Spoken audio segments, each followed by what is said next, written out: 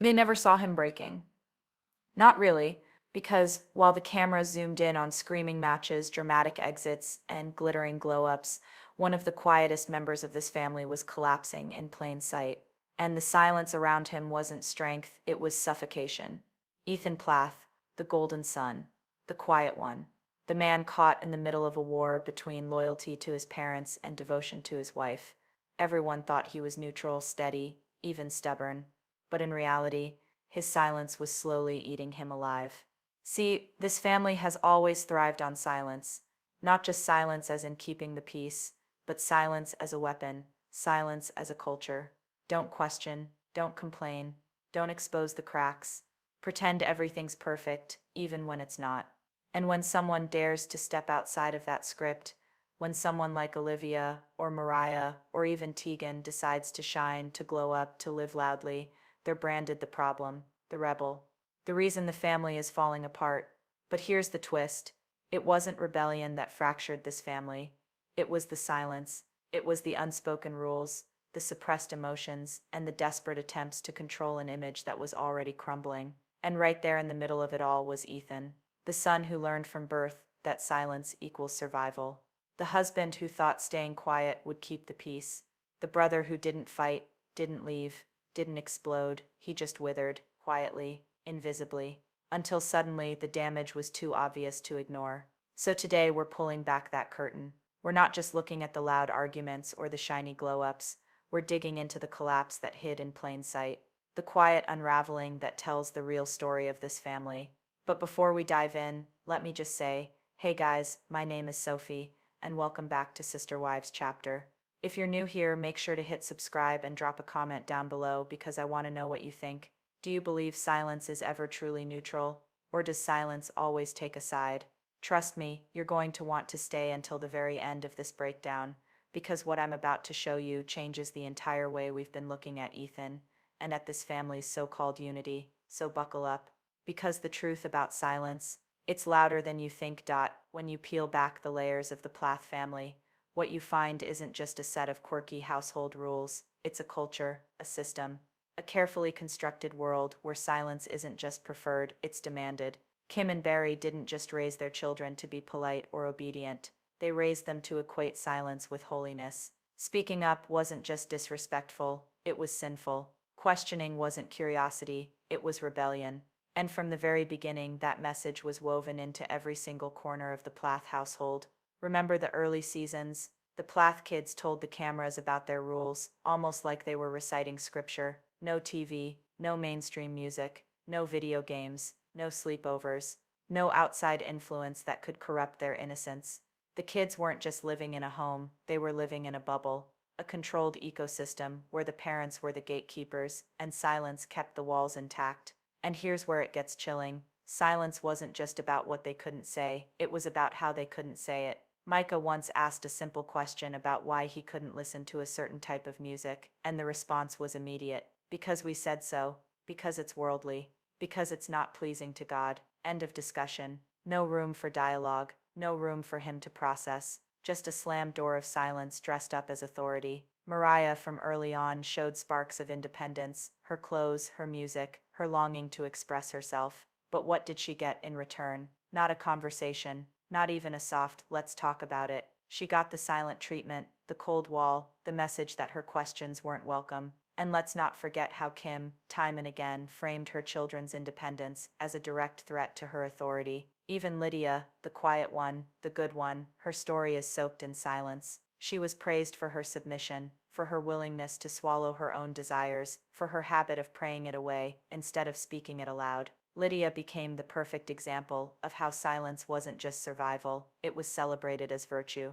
This is what Kim and Barry built, a world where silence equaled purity and obedience equaled worth. And that system worked, at least for a while. But silence has two faces. On the surface, it looks calm, it looks controlled, it looks holy. But underneath, silence becomes pressure, silence becomes resentment, silence becomes the unspoken questions that never go away, the unresolved pain that festers in the dark. And the kids felt it. We saw it in the awkward pauses during family conversations, the tension at the dinner table, the moments when a child's eyes said everything their mouths weren't allowed to say. Think about those therapy sessions on camera, the way the younger Plaths would freeze when a counselor asked a hard question. You could see years of training at work. Don't speak, don't admit, don't reveal, smile for the camera, keep the silence. But silence isn't neutral, and here's where this story takes its darker turn. Because while some of the kids eventually found the courage to break that silence, Olivia clashing with Kim, Moriah fighting for independence, others learned a very different lesson.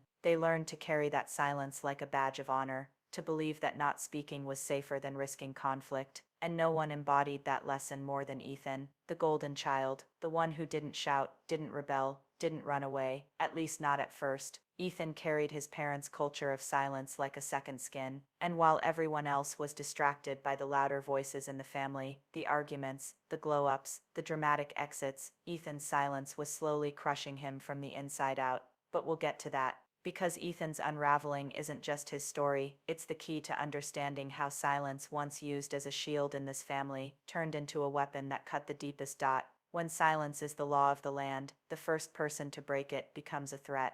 And in the Plath family, that threat came in the form of Olivia. From the very beginning, Olivia refused to shrink herself into the mold Kim and Barry tried to enforce. She wasn't raised under their roof, but the moment she married Ethan, she became a lightning rod for every tension that had been simmering under the surface. Olivia wore makeup, she listened to music, she believed in choice, and when she walked into the Plath family gatherings, it was like she carried all the things Kim and Barry had spent decades warning their kids about. Kim never hid her feelings about Olivia. The clashes between the two were some of the rawest moments on Welcome to Plathville. Who could forget the way Olivia described feeling controlled and manipulated by Kim, or the way Kim framed Olivia's independence as if it were poisoning Ethan? Olivia wasn't just disagreeing with traditions, she was openly naming the control that the family had always kept hidden. And when Olivia started speaking those truths out loud, the family couldn't handle it. Every time she confronted Kim about boundaries, about space, about needing to live differently, the pushback was immediate.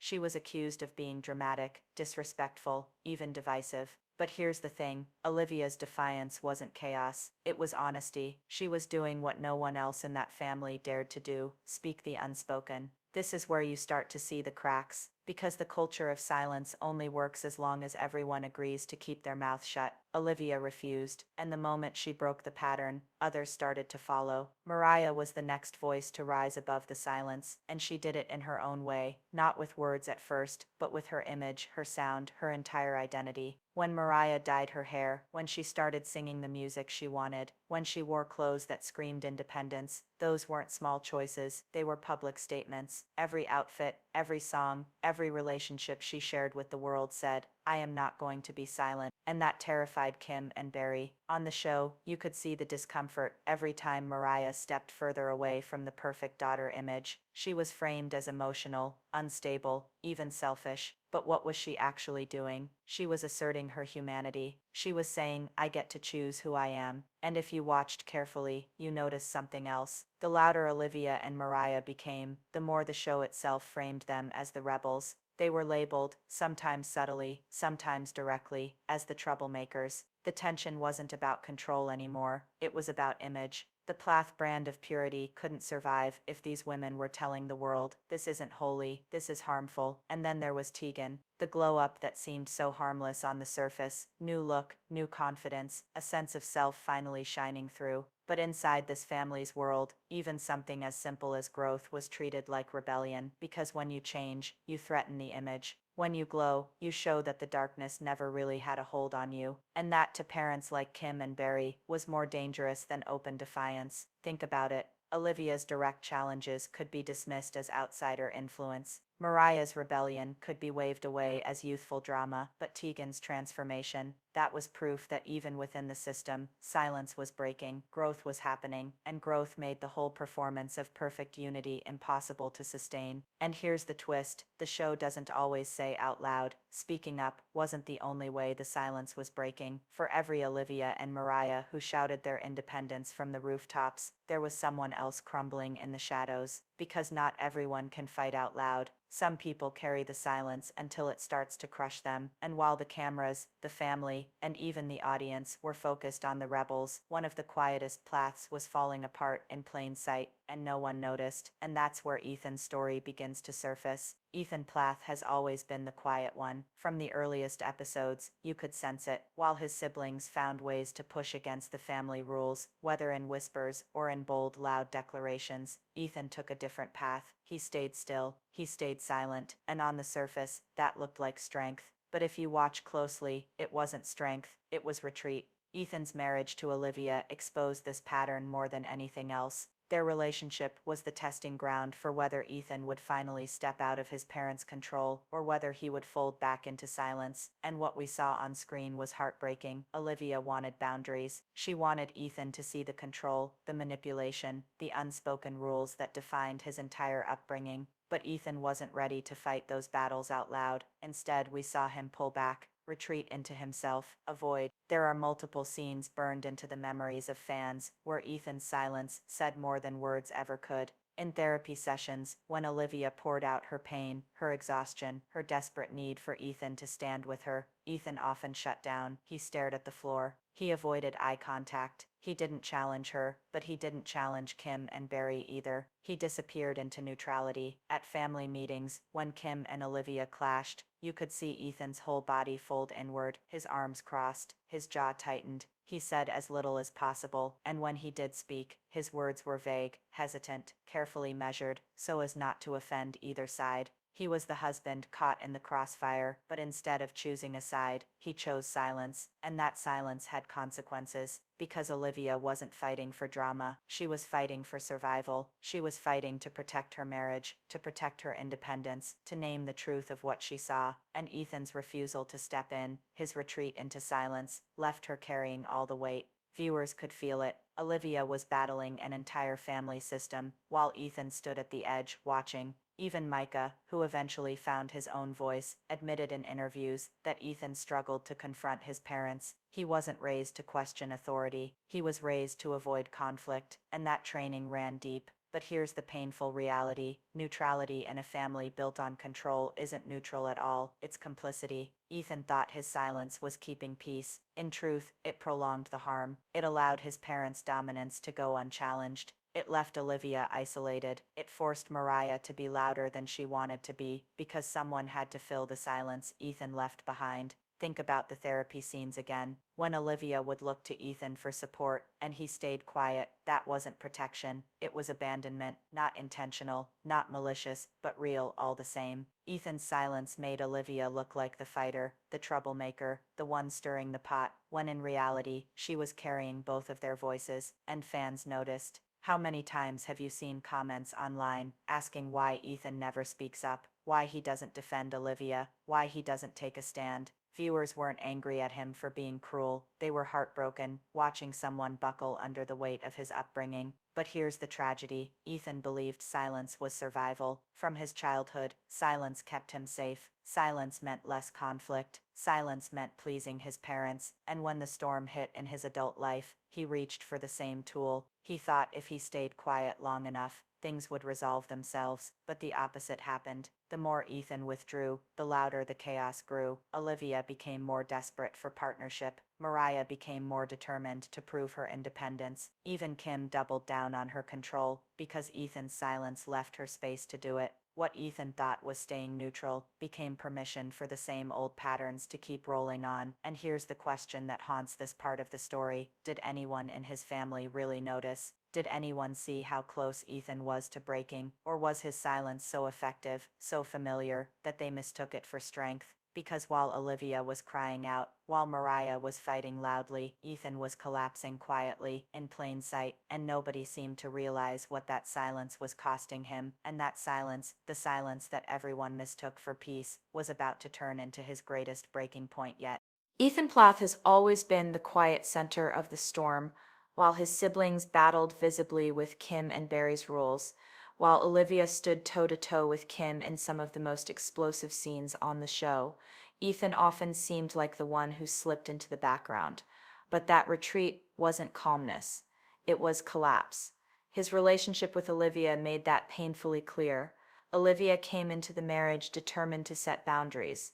She told Ethan openly that she couldn't and wouldn't live under his parents' grip. She named Kim's behavior as controlling. She fought for a marriage that belonged to the two of them, not to Kim, not to Barry, not to the Plath family's unspoken rules. But while Olivia spoke, Ethan went quiet. The show gave us so many examples.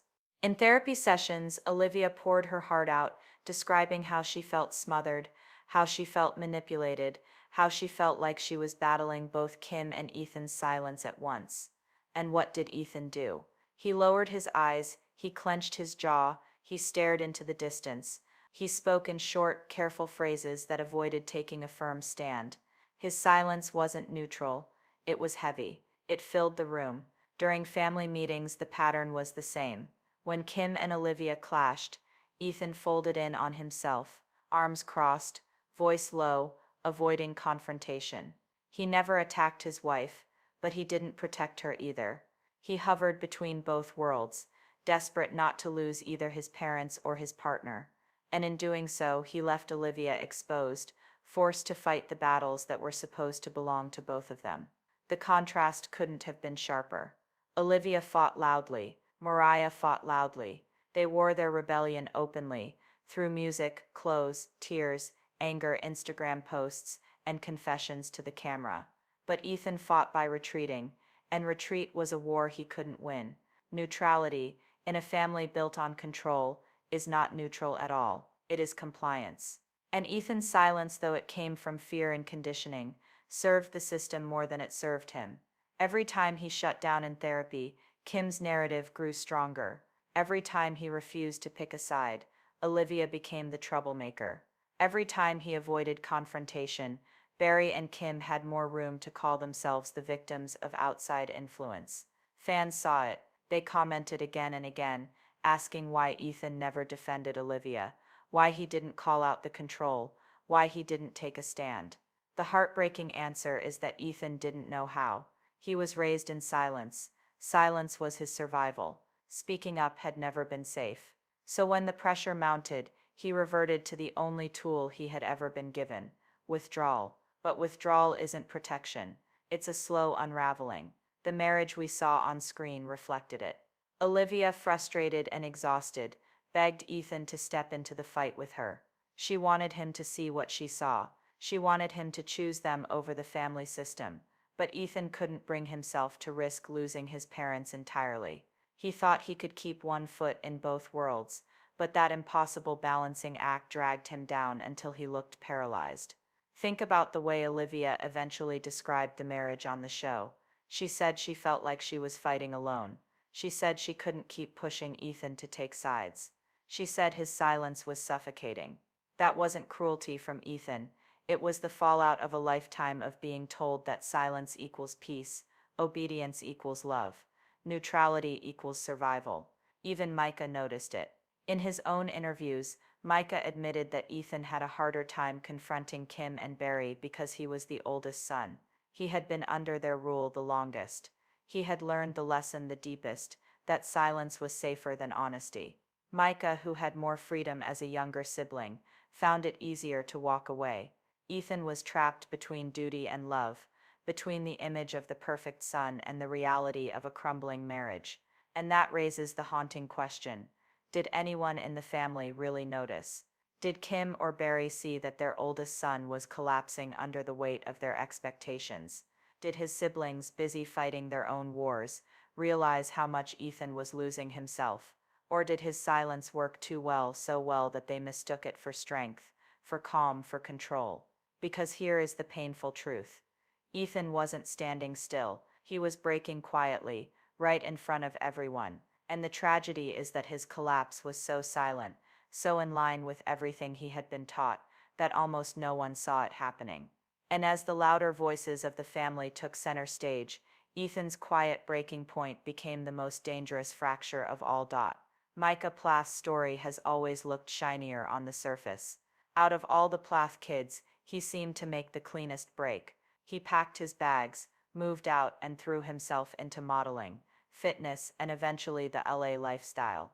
To many fans, it looked like success, a young man reinventing himself far away from Cairo, Georgia, with cameras catching every flex of his independence. But underneath that polished glow-up, Micah's path tells a quieter, more complicated story. because sometimes leaving is not about growth, sometimes it's about disappearance. Micah framed his exit as freedom. He wanted to escape the endless rules, the constant oversight, the family house that felt more like a compound than a home. Modeling gave him not just a paycheck, but an identity separate from Kim and Barry.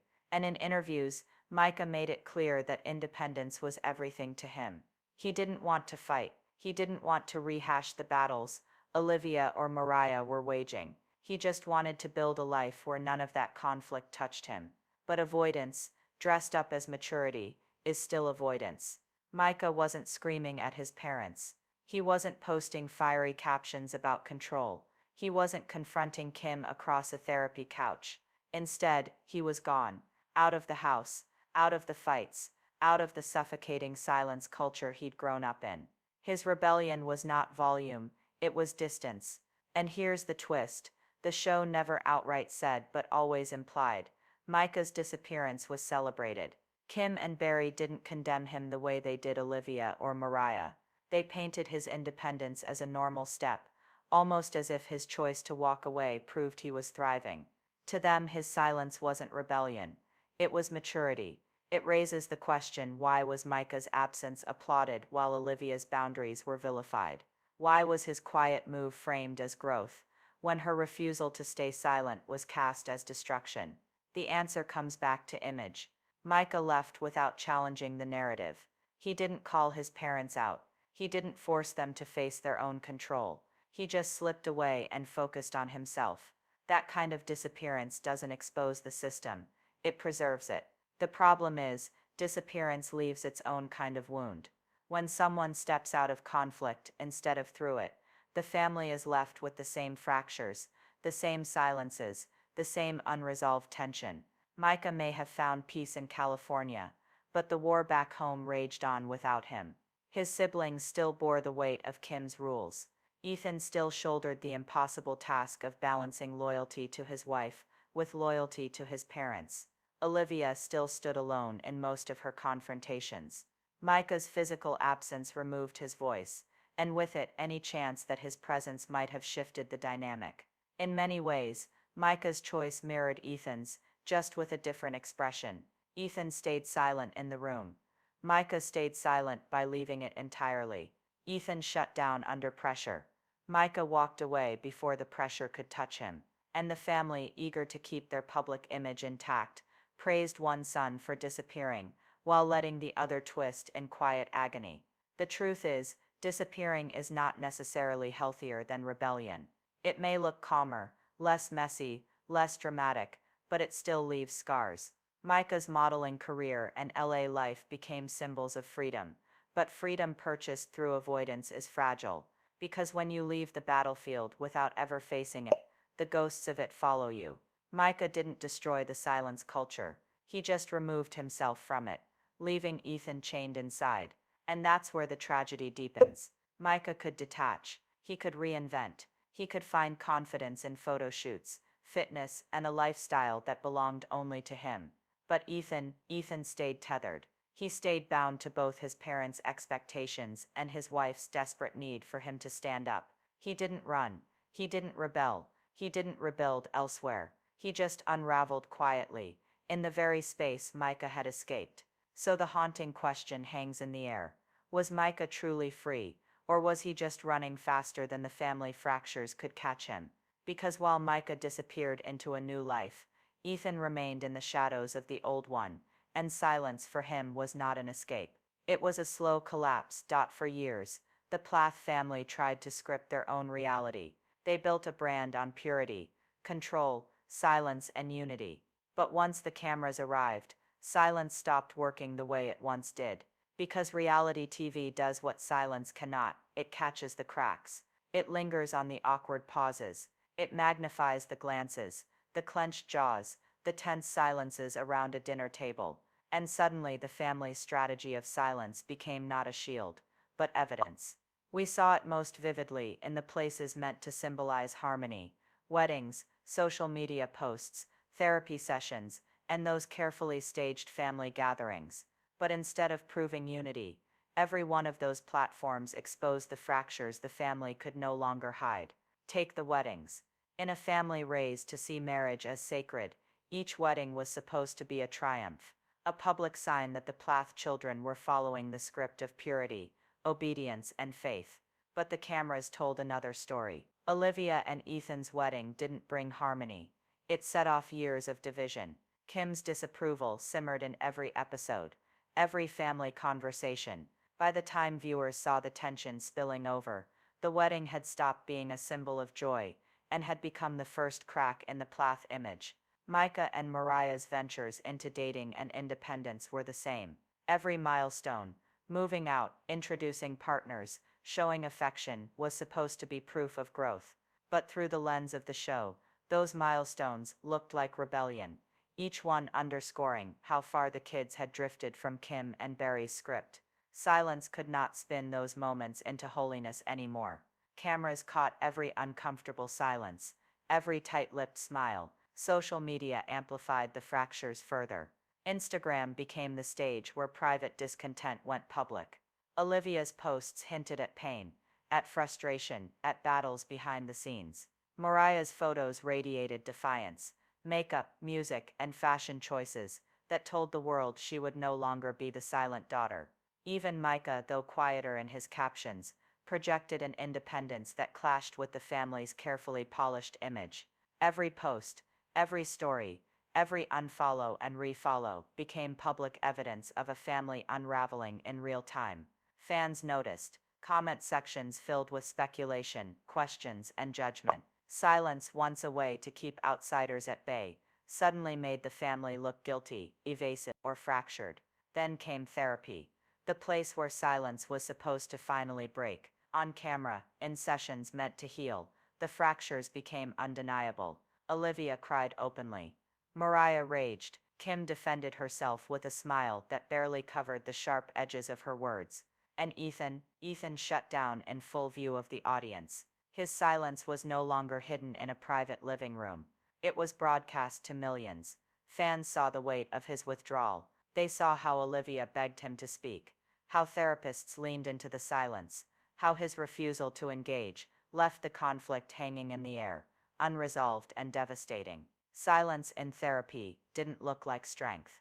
It looked like collapse. Confessionals only deepened the exposure. Reality TV thrives on the one-on-one camera moments, the quiet interviews where cast members finally say what they won't say to each other. And here, silence was replaced with raw words. Olivia admitted to exhaustion. Moriah admitted to anger. Micah admitted to confusion. Even Kim admitted, carefully, to being misunderstood. Every confession tore another piece off the polished family image. Because the truth was clear, this family didn't agree on reality, let alone on how to heal. The irony is brutal. Silence had worked for the Plaths when there were no cameras, no social media accounts, no fans dissecting every move. In private, silence allowed them to project unity while burying fractures. But in public, silence became a spotlight. The more they tried to hide, the more glaring the cracks became. When Ethan sat quiet at a dinner table, the silence screamed louder than words. When Kim refused to acknowledge Olivia's pain, fans saw it and named it.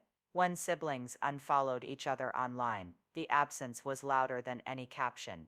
And this is the turning point. Silence, once their weapon, no longer worked. Reality TV thrives on what cannot be hidden. And in the Plath's case, silence revealed everything: resentment, withdrawal, rebellion, exhaustion. It wasn't a shield anymore. It was proof of the fracture. That leaves the family with one haunting question. If silence fails, what's left? What holds them together when the performance cracks and the truth seeps out? Weddings no longer serve as symbols of unity.